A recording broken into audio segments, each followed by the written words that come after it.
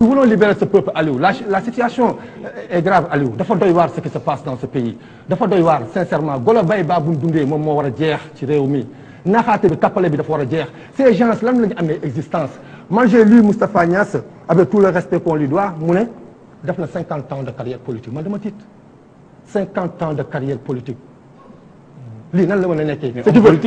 ce qui veut dire mën naa wax sax George Washington ah ñëw na ay dem Roosevelt ñëw dem mu toog.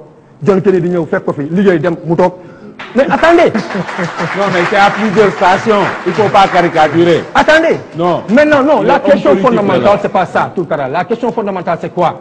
Ousmane Tanor Dieng Djibo Leyti Ka Tanor Dieng ces gens qui sont considérés ces gens qui ñoom bu ñu wootee ñëpp daw si presse bi daw si la ñu bëgg a xam ñoom lan la ñu apporter le Sénégal kan moo ci bind benn pensée économique pour ce pays kan moo mën a taxaw ci ñoom ñu ngi may dégg ne man kat at yi ma fi nekk yëpp.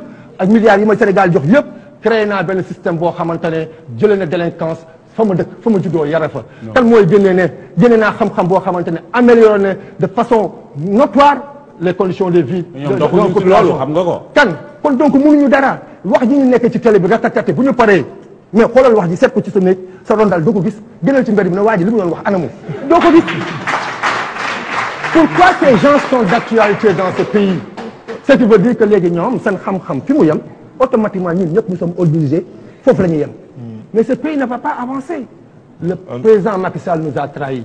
Il a trahi la révolution. Parce que il a trahi la révolution mooy moom mënul nekk le premier président né après les indépendances un jeune xale bu tuuti ñu am ci moom yaakaar génn ci mbedd bi daxanteeg tali yi bi muy dem central ci tali bi laa tëdd moom mu ngi may dégg dina ko fàttaliku ci kaw tali bi laa tëdd na trop bi du jaar. Il se souvient angle central.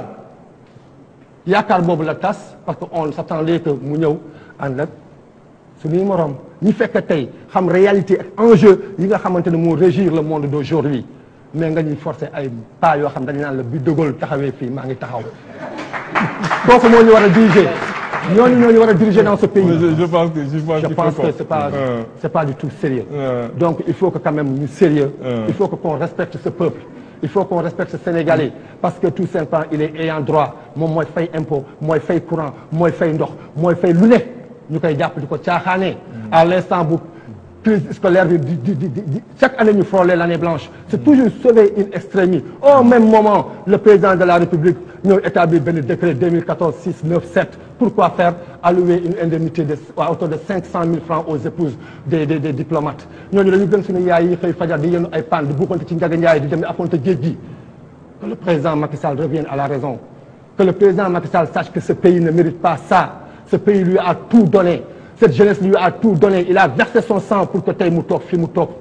C'est pas du tout sérieux. Au moment où les professeurs sont dehors am seen i doom am seen i njaboot di laaj yoo xamante ne seen àq seen yelleef la ay engagement yoo xam ne État moo ko jëlaat mënu ci respecter benn l'illustration parfaite ana 500 000 employés l'illustration parfaite ana li mu ñu waxoon ne damay wàññi sama mandat wër adduna bi tey Obama Hollande ngi nii jàngal ko encore démocratie rawaat ñu ne moom du nekk du dem war na rus.